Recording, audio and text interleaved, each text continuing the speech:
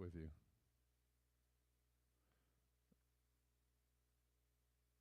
And thanks for being here. And at any moment, we should have a show. All right.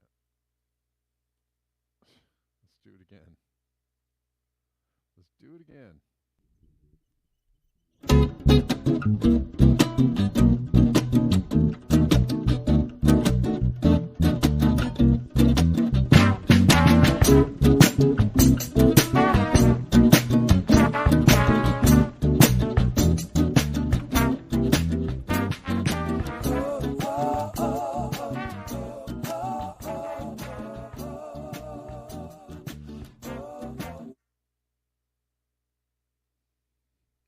All right.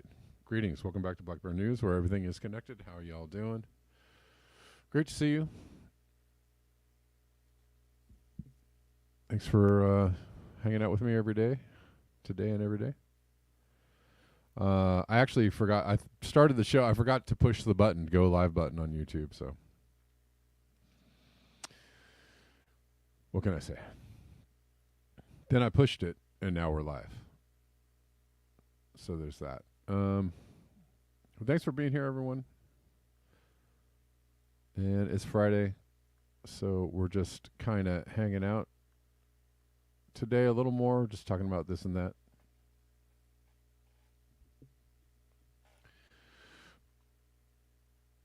Is it me or do people not get the memo that Friday is a day to chill out and like call in to the show on call in? And I don't know.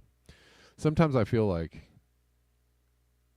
but maybe Fridays are just days that people are doing other things as well.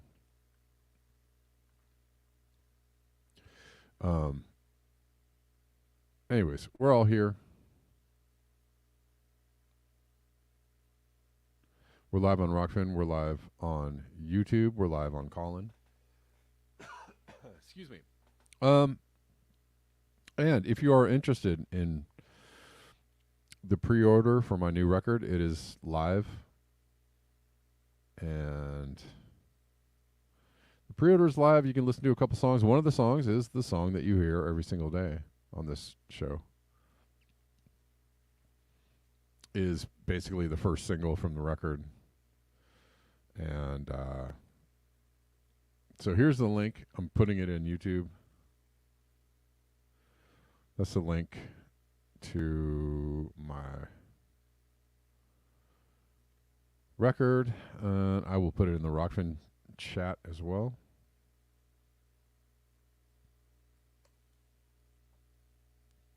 And we'll put it in the call-in chat. Why not?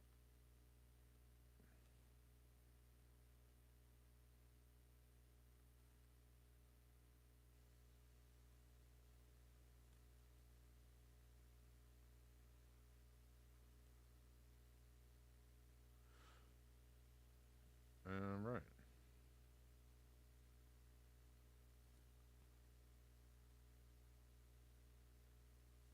So, oh, no.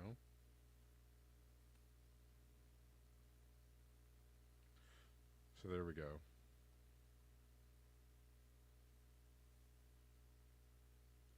The link to the record is also in the call-in chat. And got a tip on Rockfin from DB Cooper. Thank you, DB. I appreciate it. And it looks also like I got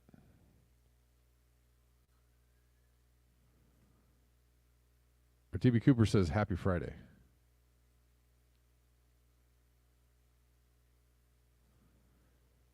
And let's see.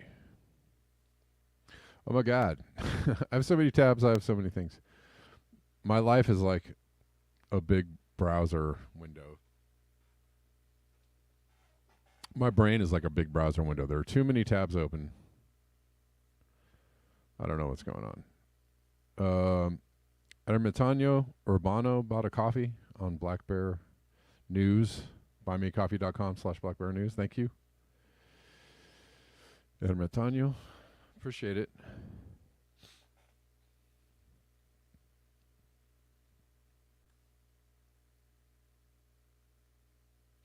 All right.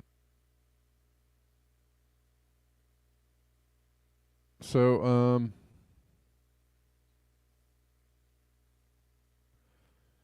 are there any major news stories I'm missing out on?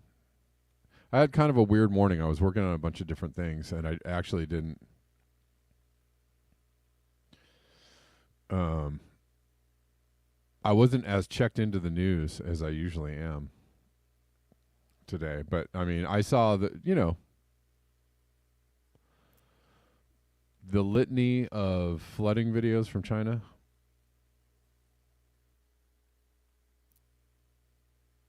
And there are some really interesting admissions from Pfizer. This is from Australia. Really wild. I have one video from yesterday and I have another one from today. So that's also happening.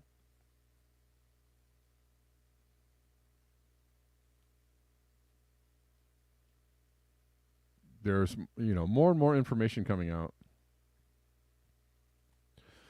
about what happened over the last 3 years. And it boggles my mind that people are still caught up in the narrative.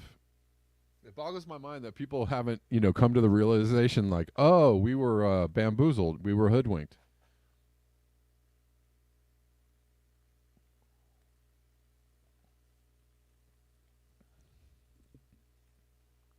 If you're not there yet, I'm just letting you know we were bamboozled, we were hoodwinked. there are a lot of people that are still just very, very much into the whole thing about the thing, right? I don't get it. But then again, I guess maybe I'm paying attention a little more than most people. If you're just catching NPR or CNN or MSNBC or something, if you're just catching things here and there, you might not know what's going on.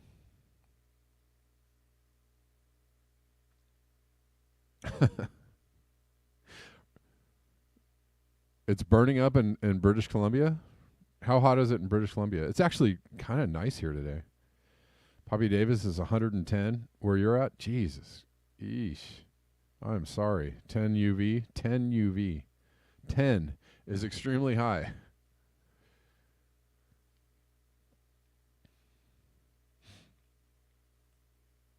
How hot is it in British Columbia?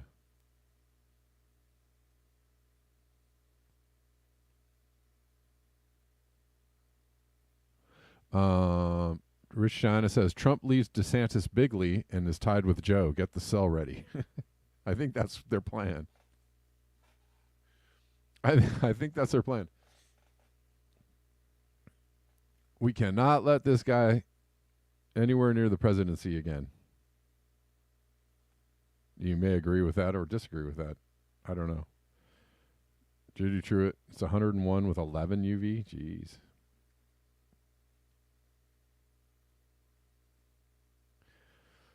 Yeah, just for information's sake. Hold, please.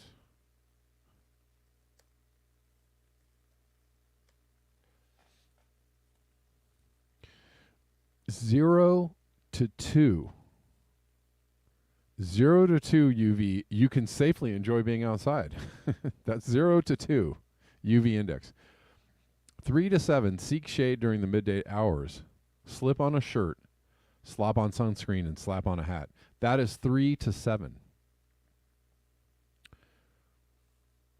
3 to 7. And we know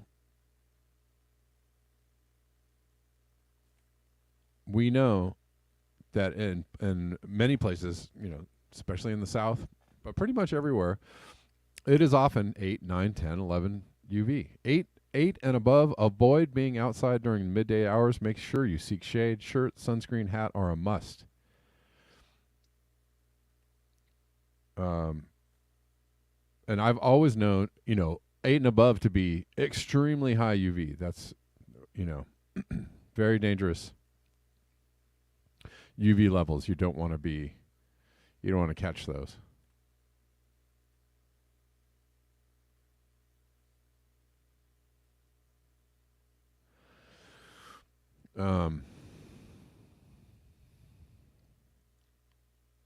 Let's see. Does the World Health Organization have anything to say about this? Yeah, 8, 9, 10, very high. 11, extreme. So, Judy Truitt, you are an extreme UV. Anything 11 and above is extreme, extremely dangerous. And I'm going to say 8, 9, and 10, extremely dangerous as well. Very high. 6 to 7, high. Yeah, I've always taken anything above 4 or 5 to be when it starts to get dangerous. Oh, hey, it's Brady.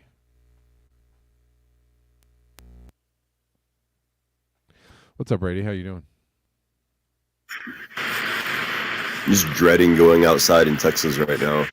Like, it's bad. But I don't know, man. Yeah. I used to work out in the summer heat every year as a kid, and even though the temperature is like not more or less the same as it's always been, right? It's I just gotta say, it's like unbearably fucking hot. Like, it's kind of scary. Yeah, and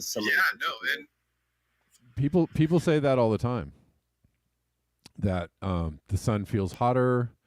That they get sunburned much quicker, and that's real. That's because the UV is so high. It's because the ozone layer is shredded, and it's it makes those hot temperatures that much hotter. I also heard a few different other explanations that are really pretty interesting, and give me what you got. Is that the sun started emitting a new type of light because of a new type of fission going on in the sun.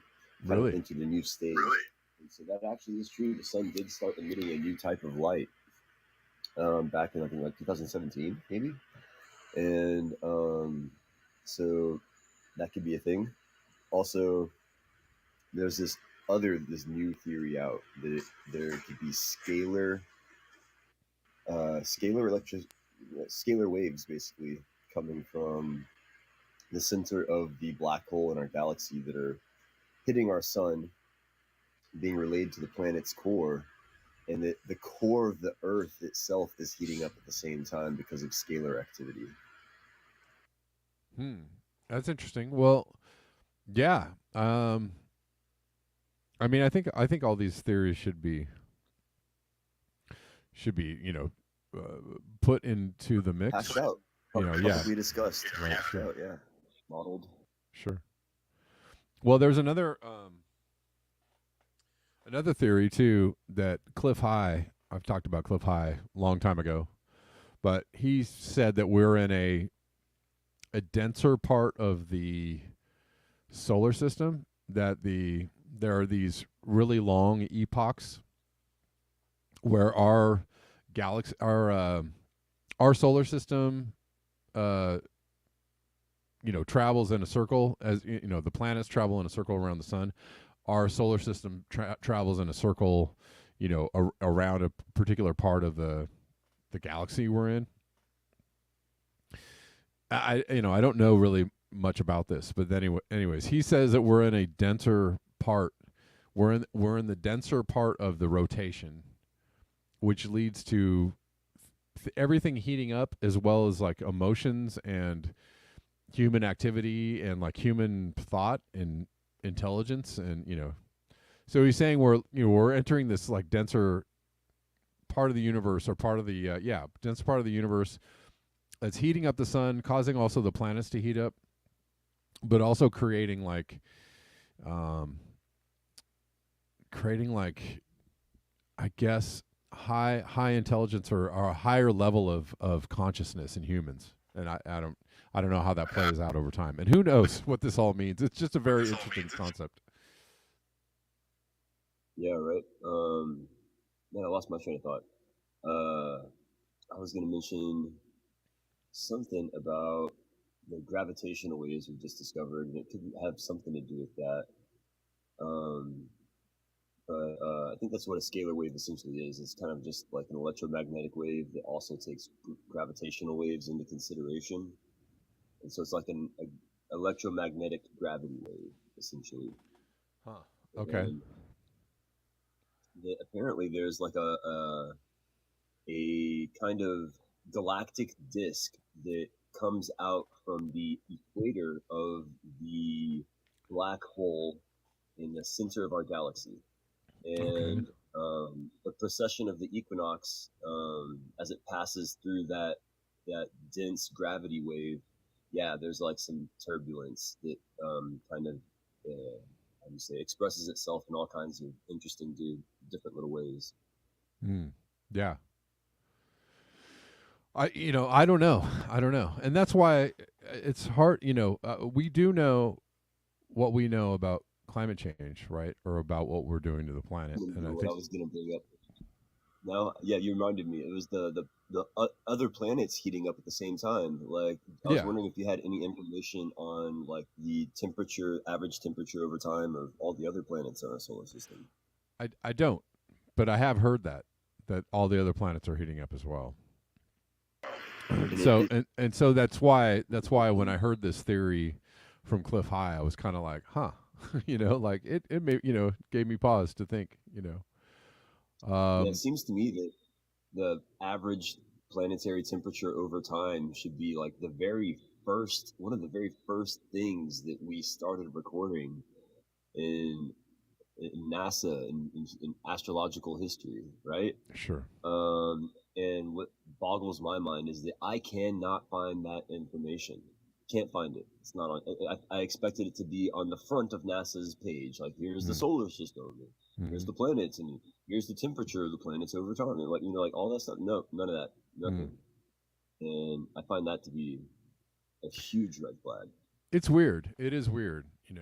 Yeah, I mean, like, I think I think we can talk about this stuff without discounting the things that humans are doing to the planet, right? Like I can't necessarily Exactly. say like, well, it's a particular wave or the sun is emitting a different kind of light or, whatever. I mean, I think that there's clearly, evidence for what we've been doing to the planet, over several decades into a century or more.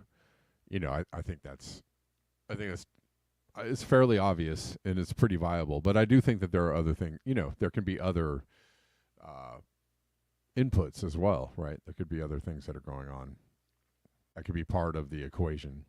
And it leads me to, and that's what leads me to say, like, yes, we all see where climate change is going. Yes, we all understand the science and the basic science of it, and the likely outcome of it. But there are, the Earth is large and the universe is large, and there are lots of factors and lots of things going on. We won't know until we know, right? Until we get there, like we won't Yeah. we won't know Well, until the end what really is going to transpire, right? Because there are just all these other confluences of forces, happening. And there's a thing called, we talk about positive feedbacks from climate change, which are feedback loops, which make climate change worse.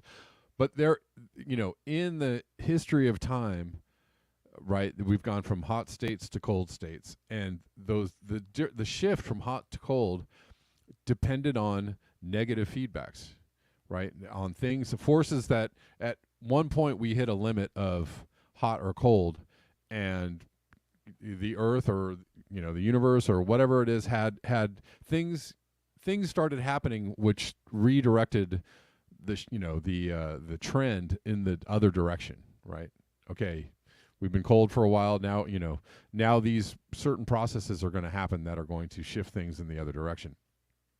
I don't think that's going to save us necessarily from climate change, but it could slow down the process. There could be negative things that happen along the way that slow down the process enough to possibly give us some time to do something about it, right? So that's why I'm not a it's all over in 2 years kind of person. I'm just not. Could it be all over in 2 years? Sure. Could it be over in 10 years or 20 years? Sure. But I'm not gonna be one of those people, because we have no idea about the just the massive forces at play. We don't know. We don't know. And so if we give our, if there's something that happens in the larger scale that slows things down and gives us a longer window than 10 years or 20 years, we should totally use that window to do something positive with our time, instead of sit around and bitch and say it's going to be over in 2 years, right? Yup. Joe Biden passed an initiative to get a bunch of trees planted, like $1 billion or something, to plant trees in cities and spaces where they need trees. And it's like, I mean, there's a lot of things. I'm a huge proponent of the environment. I'm a huge environmentalist, but at the same time, I'm also a scientist. And I'm looking at the data, and I have legitimate questions about what's going on. And they look at some of the modeling they did. They leave a lot of things out of the models, like the fact that electromagnetic radiation from the sun actually affects cloud formation on the Earth. And that's one of the things they left out of their models for climate change. It's a big thing to leave out. Yeah. Yeah. So that's it. I'll pass the mic to Joseph. But good talking to you, dude. All right. Thanks, man. Thanks for calling in. Hold on. Joseph, what's up? How you doing? Hello? Hey. Hey. What's going on, man? Sorry, I was synced up listening on another device, and you were ahead of me here. I just wanted to add to your conversation that you just had, if that's okay. Yeah, please do. None of the things stated are in particularly untrue. It's just how to connect it all, right? Sure. Okay, so I'd like to start with the concept of angular momentum and rotation. And what from our previous conversations, movement of material at 100 billion tons per year, and the effect of that from core to the mantle differentials. Everything in the universe rotates around barycenters, and the barycenters all relate to one another in a mathematical way. If I wrote all this out in math for everybody, you'd see it. The barycenters would be the primes in the math, no matter what equations I use. Okay. The barycenter represents, for example, the center of our solar system is not the sun. It's a point between the mass of the sun and the rest of the mass of the universe, or of the solar system. And the same thing is true of the galaxies to the universe, and each system in each galaxy, and they all interrelate that way. Sure.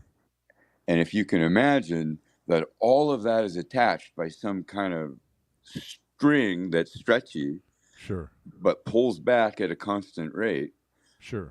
It's gravitational on some level. Yes, absolutely. So what the waves are doing, the waves is us. In a much deeper conversation that's not going to work here. There's no material. It's all gravity, and it's all layered by density into the forms we see because of the rotation and the conservation of angular momentum. We don't need to do that. We just need to focus on our solar system and apply that to our own planetary system, and what moving material around on a complex gimbal, the Earth, gyroscope, right, and causing it to wobble and cavitate.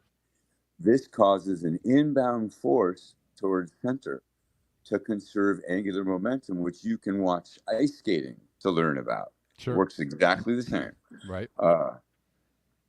So the solar system responds by attention increasing towards its barycenter and between each body. So moons and planets and sun. Sure. So we're all being pulled towards each other. And yes, it has been expressed in multiple studies that have been peer-reviewed that planets being studied and moons being studied are tending to be experiencing an increase in that tension. And that's where we get our rotational energy anyway, is that tension. That's the energy of the solar system, and the heat of the internal heat of the Earth is caused by that. Right. Okay. So you could call that the source of life in a way. if all the planets experience a change because of our doings, and they all experience a pull towards barycenter, that's an increase in heat energy overall. And they're going to push back against that in wavelets. But we observe like gravitation in cavitation. You can look up cavitation. It's really hard to understand in a complex way, but if you shake up a Coke bottle and you pop the bottom of it just right, you can blow the top off.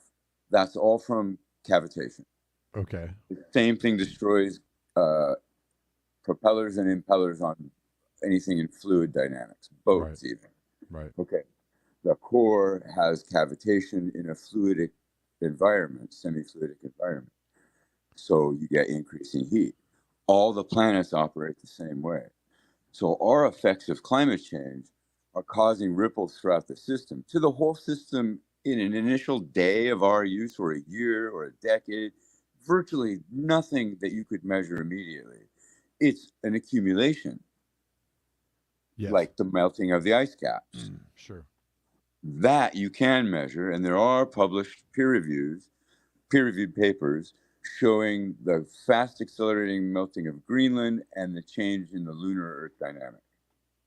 To give you an idea. Now, we've done the same thing with all materials on the Earth, and have changed the ocean's inertial capability responses to things. Yeah. So that, okay, I don't know if I'm making it worse about it. No, you're good. Keep going. Yeah, I'm listening. Where are you with that? I mean, no, I get all that. We're all in a. I mean, we exist in a very intricate balance with the rest of the universe, right?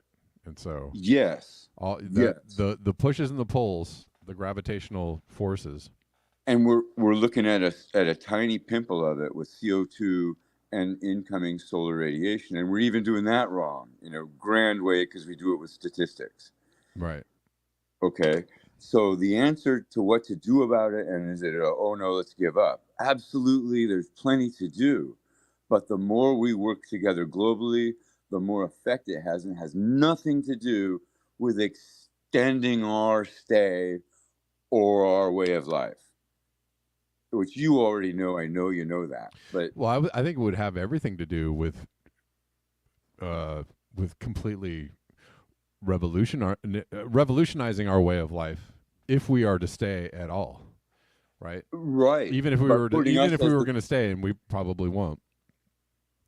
Well, we can either choose to, pretty much deconstruct what we have constructed and then do something different, right? Or have it deconstructed for us. There's no way out of that part of it. That part, right? Yeah.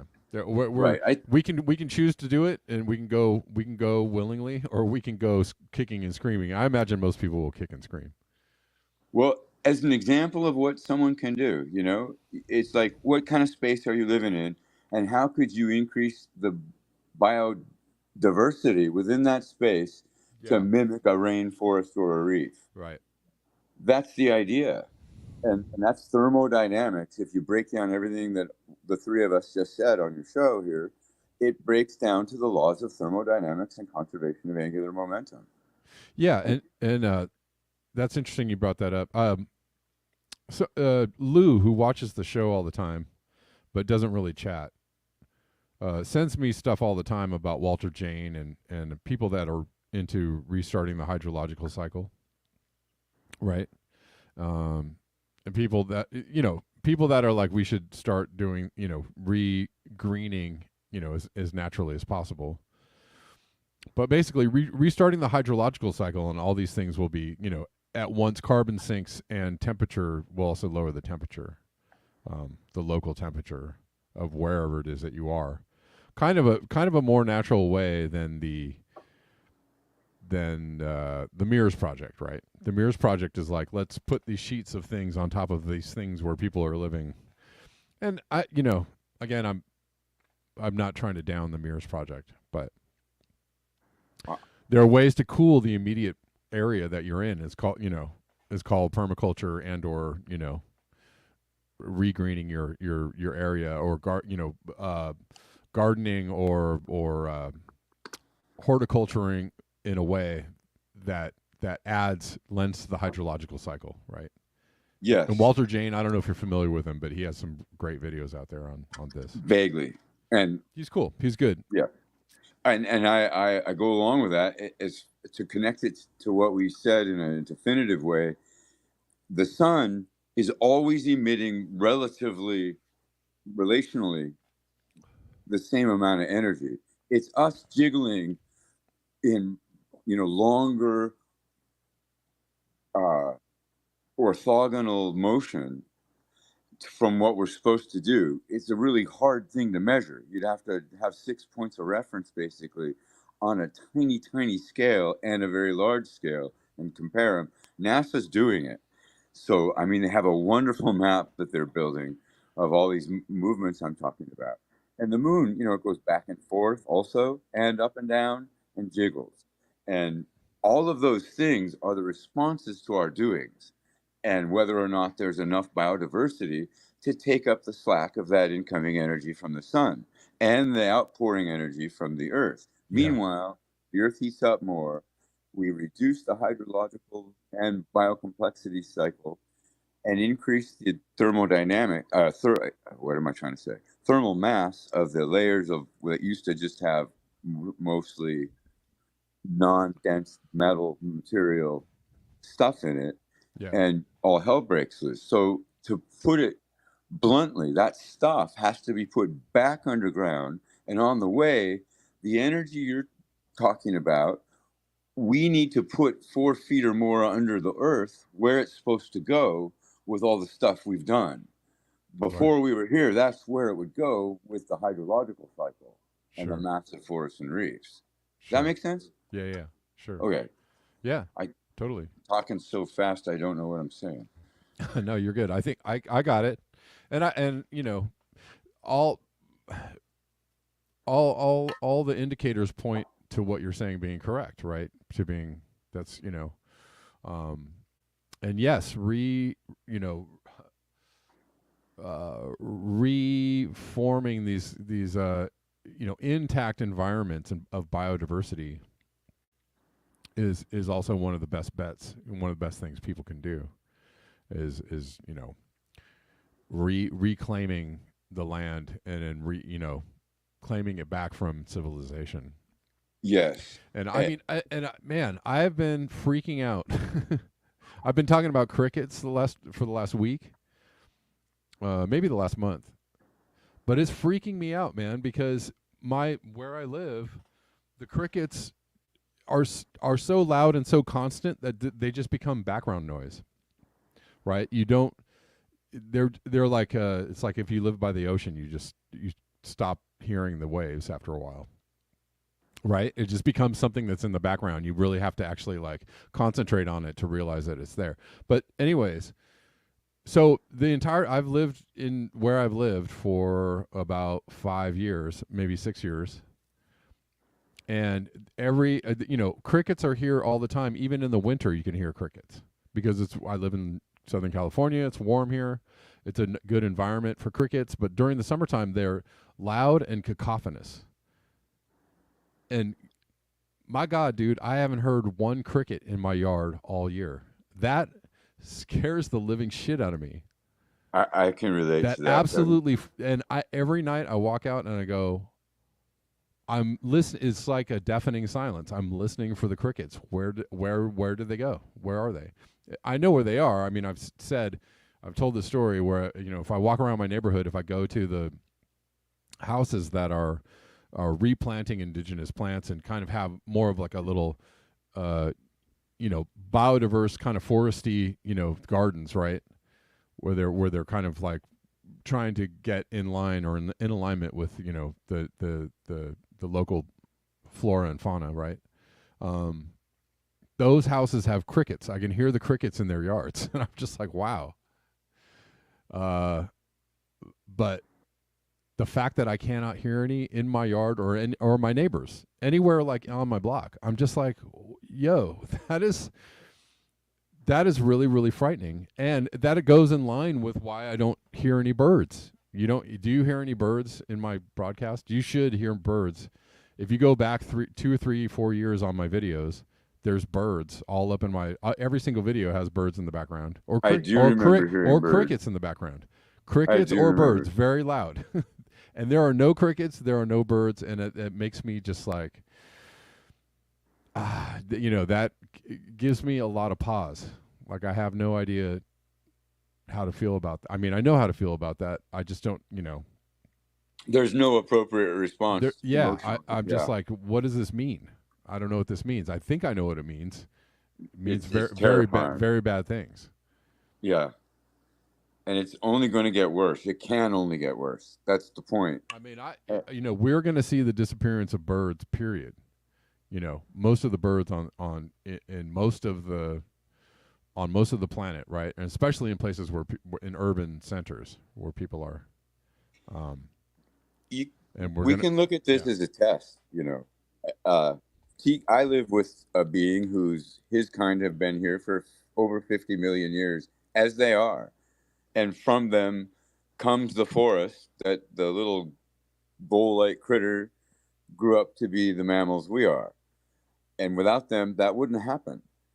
And it's that intricate and that bad right now. And yet it's still an opportunity. Because for some creature like us that has done such horrors to such a place, if we are able to rescue enough of them, all of them, like the giant test of Noah, so to speak. And if we can do that, that's a badge of honor and retribution, Sure. Well earned. Sure. And there's no other option. It's that or dust. I mean, the oceans are coming. What are you going to say to them? Yeah, man. It's just.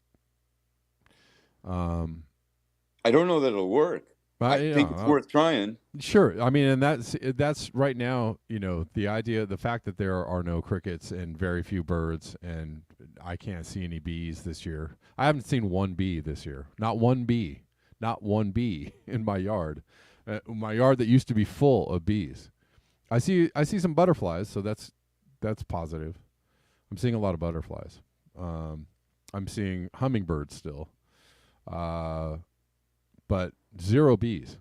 And there used to be bees in my studio. There used to be bees in my studio. There used to be bees behind my studio. There used to be bees just all over my garden and my yard.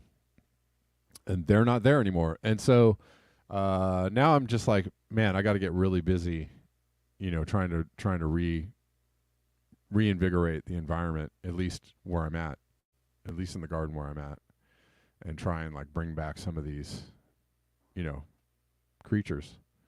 I'm right there with you. I do my my best. It's harder and harder as time goes on, and I have failed at what everyone is going to have to learn to do is share environments and interconnect them, and they have to be double enveloped, and they have to be tied into a ground loop to dump heat. We don't have any options, and that's what the natural cycle used to do. So it's up to us. We think we're clever.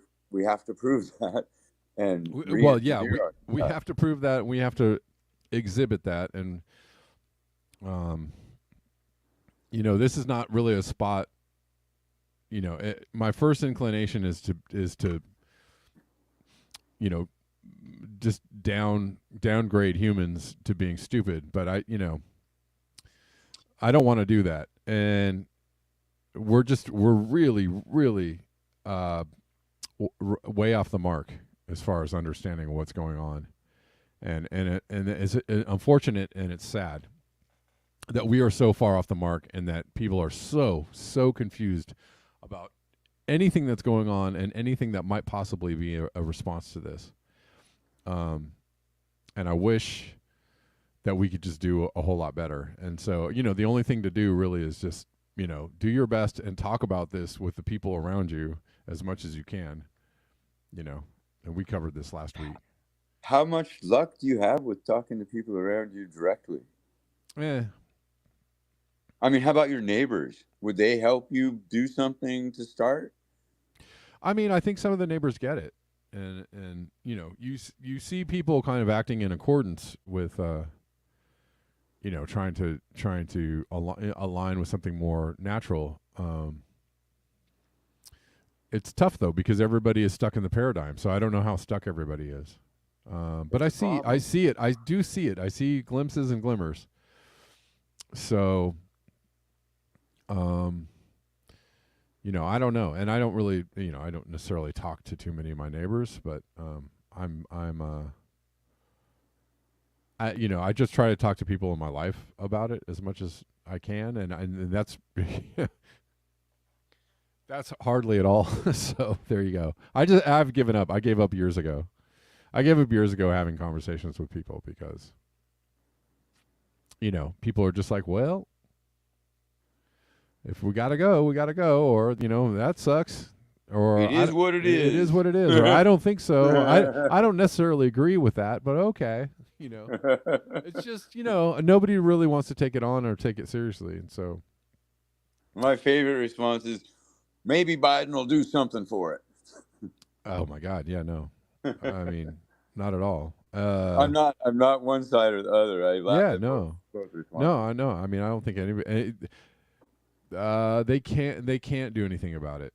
No, they don't even understand they couldn't even have this conversation we're having. No, I mean they would just be like, all right, yeah, they would literally just flip to you're lunatics, and I'm not going to have this conversation with you. Yes, but even if they did understand, they can't do anything about it, because you're saying, I mean, it would take someone very special with a really great set of communication skills to get in there and say, this is where we're at. This is our best hope out of this.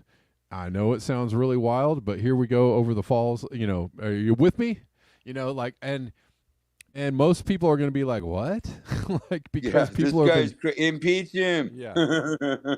But again, communication is very powerful. It is powerful. And so you really would only need about a year of prep if you are actually just saying like, okay, we're going to PBS all the television channels. Like really PBS, not like funded by the Bill and Melinda Gates Foundation. Really PBS. Like this is publicly funded. We're putting out publicly funded information. There's no donors, there's no Rockefellers, there's no Gates, there's no people, contributing to this. If you had about a year of saying like, hey, we're in bad shape, this is where we're at, and this is what experts are starting to realize is that, what we need to do is kind of walk back down the staircase of civilization somewhat, maybe not everything, but most things. And we're going to really have to do this in a very organized, radical fashion. And I know a lot of people aren't prepared for it, but we're going to have, we're going to turn the military into a civilian, conservation corps, or we're going to turn the military into like, a helping hand, right? We're going to bring everybody, all the military, serve a supply line. They could serve as we're going to bring the military. We're going to bring all the military personnel home, and we're going to put all of those resources into, helping everybody figure out how it is we're going to do this. And they are well trained, right? Yeah, it would be perfect. It would be the perfect thing to do. Is just say we're bringing the military home. They're going to fan out across the country, and you're going to have these. Attaches, like everywhere you are, no, this is not to control you. This is to help you. Like they're all going to come and teach you how to grow a garden and regreen your garden. Yeah, they're not coming with guns or tanks. They're coming in, trucks with, unarmed with some, some rainbow shirts on. I don't know, whatever. But anyway, rainbow shirts. Okay. They're coming out. They're coming over to help you, and we want everybody to just like grow their own food. We're gonna give everybody an allotment of energy, for right now, very small allotment, guys. This is what you get a year. Ration it, do well with it, but we're going to make sure you have energy to heat your house in the winter. We're going to make sure everybody has homes. We're going to make sure everybody has medical care. We're going to make sure everybody has, just basic necessities, right? While we make this transition, it wouldn't be that hard. You could just lay that all out. And a lot of people would go, my God, no. You'd have all the righties and all the libertarians. Oh, my God, what are they talking about? These people are crazy. But worse, they'd call you a communist. Yeah, or communist. But the thing is if you did this for a year, if you just laid the groundwork, after about a year or so, and you keep pointing to the obviousness of like, look what we're doing to the planet. Look what's happening. Look at the chaos that's happening in the weather. Look at the fact that you don't have any insects on your windshield anymore. Look at the fact that you don't have birds in your yard anymore. Look at the fact that you can't see bees anymore. If you just kept doing that all day long, pointing that out to people, they'd go, oh, yeah, well, actually, yeah, you're right. I do see that. It's obvious. Okay. Is it obvious yet? Okay. So this is where we're at. This is what we're going to do. You'd have to prep people for it, but it wouldn't take long to get everybody on board. And once you did that, everybody would be like, this is what we're doing. It just wouldn't take that. It wouldn't be that hard.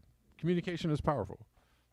So on the way there, there's things that everybody neighbor to neighbor can do. For in my house, if the power shuts off, there's no water. Right. So if I need, it takes so many gallons of water just to rinse a cup of rice. At least a gallon for 1 cup. 3 cups, a couple gallons. Things like that, flushing the toilet even. Right. So I started filling up jugs of water from apple cider or whatever. I lined the windows with a layer of plastic on one side and the gallon jugs of water all along all the windows. And it acts like a thermal inertial dampener. It takes much longer to heat up and it creates a thermal dam against the window. You wouldn't think it makes a lot of difference, but it absolutely does. Nothing extra has to be turned on for much longer each winter and summer. Right. So there's things anybody can do. And then you've got water on hand in an emergency to use as well. Sure. I mean, there are tons of innovative ways we could do this. Again, you have to convince people that not having a profit motive is fine. Is okay. And not having an obsession with whatever the current, visual, what do you call that? Aesthetics. Right. Yeah, I mean, there are so many. There are tons of answers. Yes, sir. Again, you have to remove the idea that there's profit involved or that somebody needs to, make $1 million from this idea. No, you don't. Which is what they're doing with renewable energy, is trying to turn that into a profit motive, or it's say insane. or say fixing climate change means jobs. No, no, wrong answer. It would take something like 22 trillion tons of new raw materials, mineral-wise, to do their transition. That's more than what we do now. Yeah, it's crazy. Yeah. Oh, well, the first thing that needs to be said is fixing climate change means no more profit motive, for people. And no it probably more, means a lot less jobs. It means that your job is going to be staying alive, reducing industry, everything. Reducing pretty much everything about how life works. Absolutely. And then, go from there.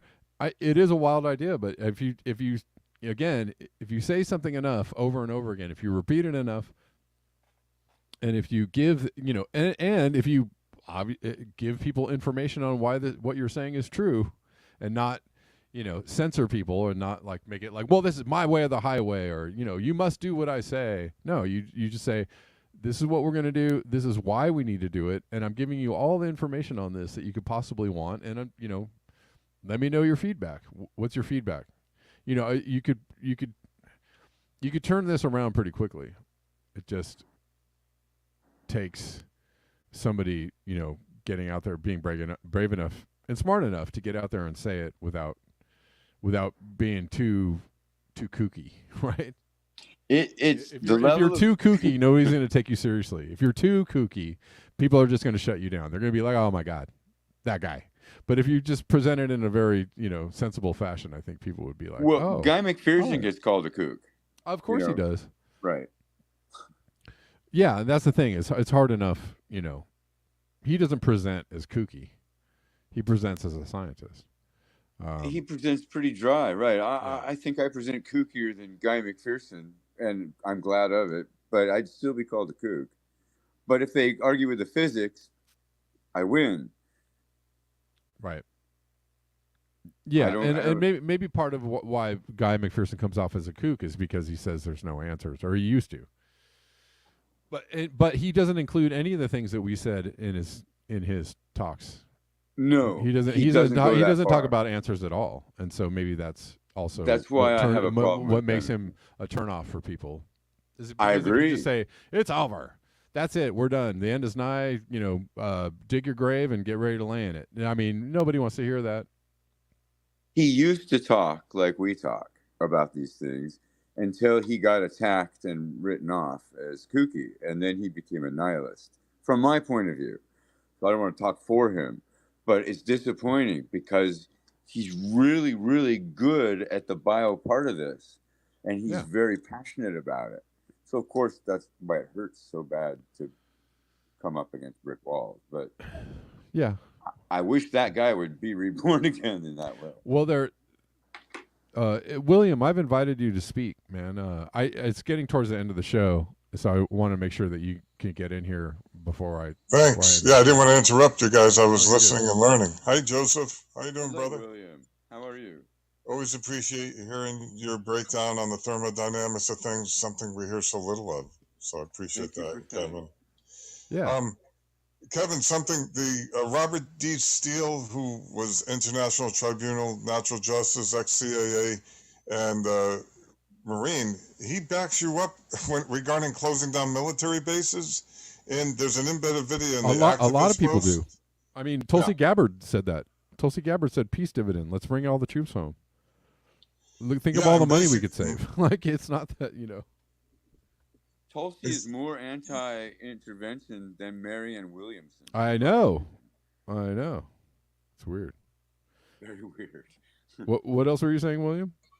Yeah, so there's an embedded video in the activist post. He literally says this: we need to close down our military bases. We're using it to steal resources and sex traffic humans. That's what he says. So, I mean, he blasts our military bases around the world. Wow.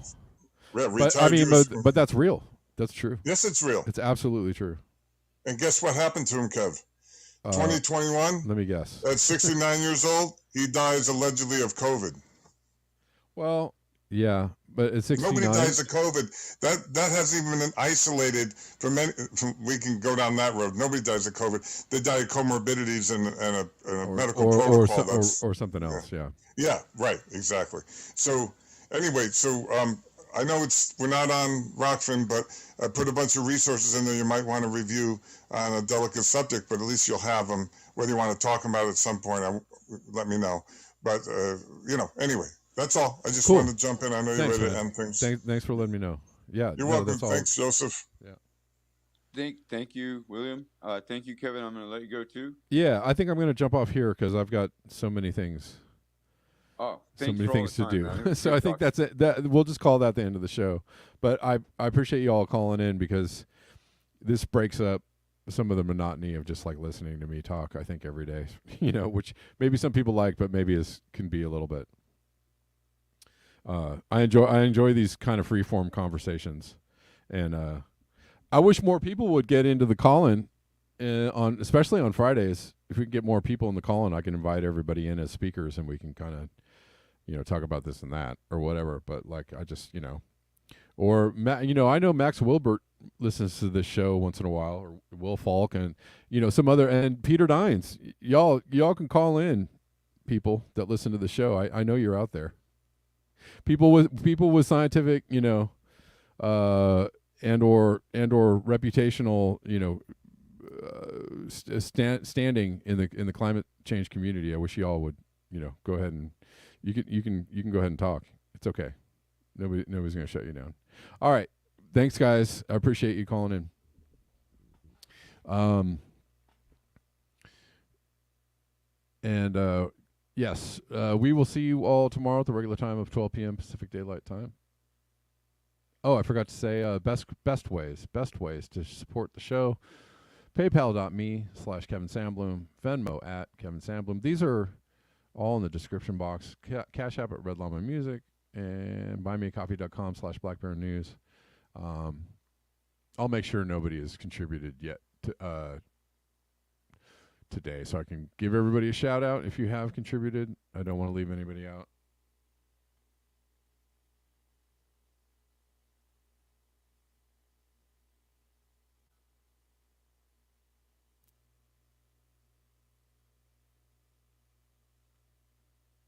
All right. Okay, guys.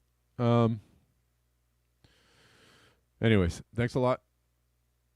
And until next time, peace.